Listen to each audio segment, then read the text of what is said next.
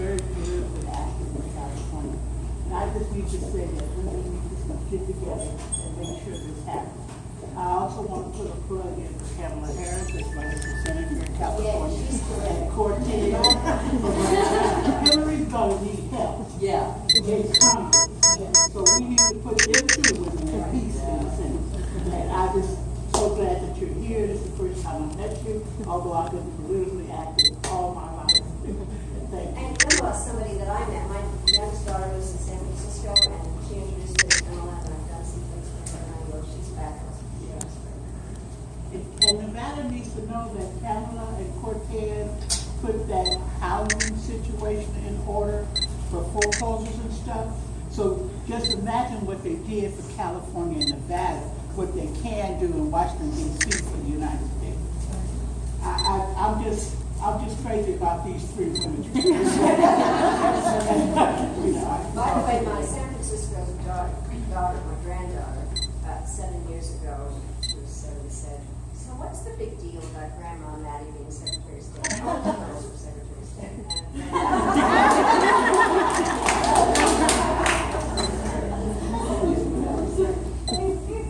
Yes.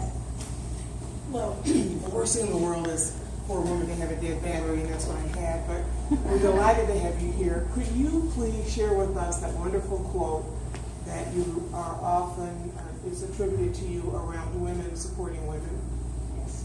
But let me tell you how everything that I talk about comes out of something that happened, true stories, etc. And I am of a different generation than most people in this room. I went to college sometime between the invention of the iPad and the discovery of fire. When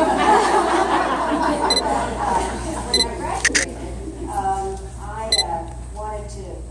I waited a really long time to get married, 3 days, and I wanted to be a journalist, and I won't go through why that turned out to be impossible, but when I was going to graduate school, and I had 3 children by then, other women would say to me, "Oh my goodness, why are you doing that? You're not at home with your children, and wouldn't it be better if you were in the carpool line than in the library? And my holidays is better than yours." And so what made me very sad was that those other women that were making life complicated, and partially because I think every woman's middle name is guilt. We're never quite in the right place, and we manage somehow to make each other feel more guilty. And by the way, I traveled the country with Geraldine Ferraro when she was vice presidential nominee. And somebody in the Midwest would say to me, "Well, she can't deal with the Russians. You know, I can't deal with the Russians. How can she deal with the Russians?" And I was asking this woman, wherever, to deal with the Russians. And so we put each other into bad situations like this.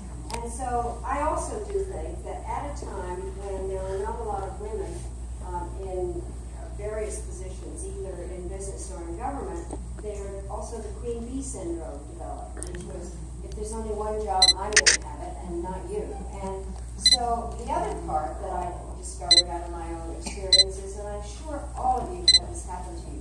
You're in a meeting where you're the only woman, and you think you're going to say something, and then you think, well, this will sound stupid.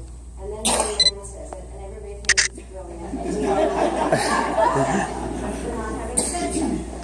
And so, and it would be better if, and then they will say, well, as Joe said, and they reinforce each other. If you're the only woman in the room, it would be nice if one could say, well, as Jenna said, and then really try to reinforce each other.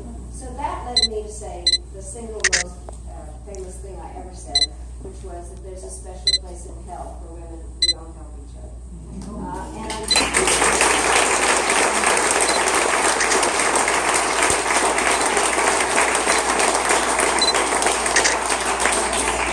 a little bit misused when Sarah Palin used it.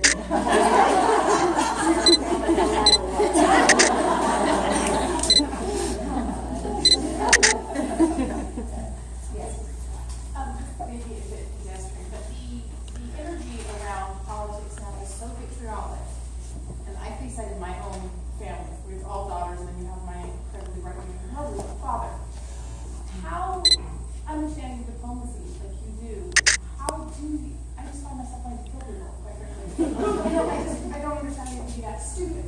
So that's probably not the best way to approach that, do you have an insight you could share when you come up against that to, I don't know, to be heard, but perhaps not commit homicide? I think that the following, first of all, as a diplomat, what really is a rule you have to make for yourself, not easy, is to put yourself into the other person's shoes. It is absolutely essential that you try to figure out where they're coming from. And it's something that diplomats learn. I teach and I talk to my students about that. And to understand what it is they need out of a negotiation. Very few negotiations end up well if they're zero-sum. I mean, if you can develop a win-win.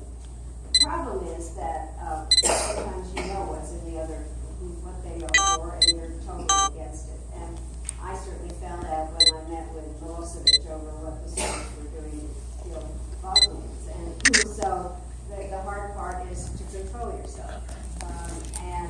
But I used to do, I would be very nice at the beginning, and then I would say, I have come a long way, so I must be frank. And then I would say whatever needed to be said needed to be done. But the hard problem now, I think, is something else, which is that there are no facts are weird. I mean, people make up their own facts about who said what. And I think it's very important to explain that this is not what the situation is. But it's hard. I don't have any magic formula for this, which is why you shouldn't be near me when I drive. Partially, we've never been in such a nasty time. And let me just tell this story because it comes up a number of times and it's hard for people to believe. I actually worked with Jesse Helms, and what happened was that when I was ambassador at the UN, he called and he said there was a women's college in Raleigh that was celebrating its bicentennial and invited me to be their speaker. And so he called, and I thought I could get out of it by saying, I'll go if you go with me. And he said, I'll check my